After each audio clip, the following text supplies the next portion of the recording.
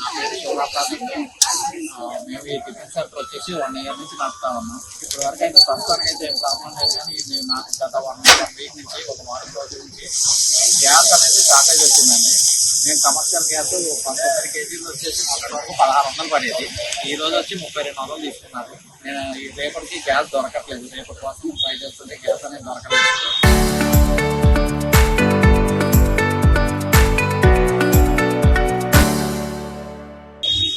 రేపటి ఈ రోజు నేను ముందే పెట్టుకుంటేనే రేపు కాబట్టి గ్యాస్ అనేది షార్టేజ్ దొరకట్లేదు.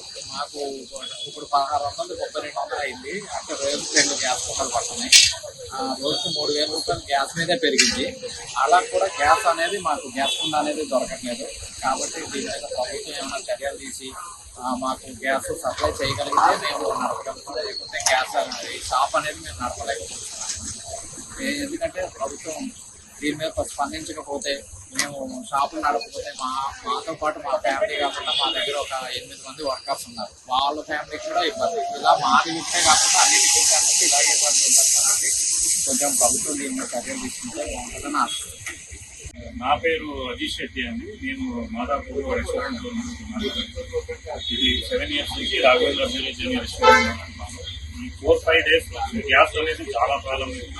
డిస్ట్రిబ్యూటర్ సరిగ్గా సప్లై చేయట్లేదు. ఇంకోటి గ్యాస్ రేట్ కూడా 400 రూపీస్ పెంచారు. ఇంతకుముందు 1800 దాకా ఉండేది. ఇప్పుడు 2200 అమౌంట్ ఇచ్చినా కూడా ఇవ్వట్లేదు. దీని గురించి గవర్నమెంట్ ఏదో ఒక సొల్యూషన్ చూపించాలి. ఇలాగే కొనసాగితే మన దగ్గర పనిచేసే వర్కర్లకు కానీ మనకు కానీ చాలా ప్రాబ్లం అవుతుంది.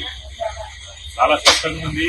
మేము రేవంత్ రెడ్డి గారు కానీ మోదీ గారు కానీ కంపల్సరీ ఏదో ఒక సొల్యూషన్ చూపించాలని విజ్ఞప్తి చేస్తున్నాము. హోటల్ ఇండస్ట్రీ వెజిటేబుల్స్ వాళ్ళకి కొంత అయితే వెజిటేబుల్స్ కూడా రైతులు కూడా చాలా ప్రాబ్లం అవుతుంది. దీనివల్ల కంపల్సరీ ఏదో ఒక సొల్యూషన్ చూపించాలని గవర్నమెంట్తో విజ్ఞప్తి చేస్తున్నాం. చరిత్ర సృష్టించినోడు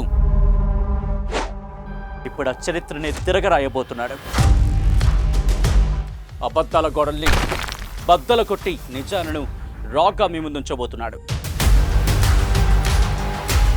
నిజమైన వార్తల కోసం వెంటనే డౌన్లోడ్ చేసుకోండి రా యాప్ని.